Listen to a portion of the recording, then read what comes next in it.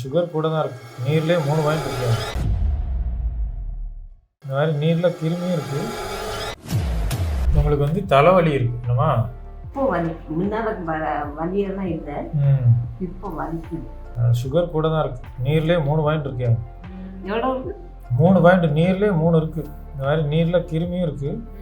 உடம்புல தண்ணி சத்து கம்மியாக இருந்தாலும் அப்படி இருக்கும். நம்ம ஒரு நாளைக்கு ஒரு 2-3 லிட்டராவது ஆறுன வெந்நியை குடிக்கணும். அதை குடிச்சிங்கன்னா அந்த கிருமிகள் நீரில் அப்படியே அடிச்சுட்டு போயிடும்.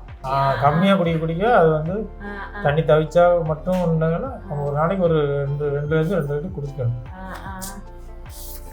தண்ணி சத்து கம்மியாக இருந்தாலும் கிருமி இருக்கும். கிருமி பற்றிடும்ல. தண்ணி உங்களுக்கு கிட்னிலாம் நல்லா இருக்கு, கிட்னிலாம் நல்லா இருக்குது, ரத்தம்லாம் நல்லா இருக்குது. கொஞ்சம் அலர்ஜி இருக்குது ரத்தத்தில். வந்து வெள்ளணுக்களில் அந்த ஈயோசின் அலர்ஜி செல்லு வந்து கூட இருக்குது. 150க்குள்ளே இருக்க வேண்டியது 450 இருக்குது. இதுவே இந்த தலைவலியை கொடுக்கும். நீங்கள் எடுத்த அந்த ஸ்கேன்லாம் பார்த்தேன் நான். அதில் உள்ள நீர் கட்டிருக்கு, உள்ள நீர் இருக்குது, மண்டைக்குள்ளே இருக்குது. அதுவும் அந்த தலைவலியை கொடுக்கும்.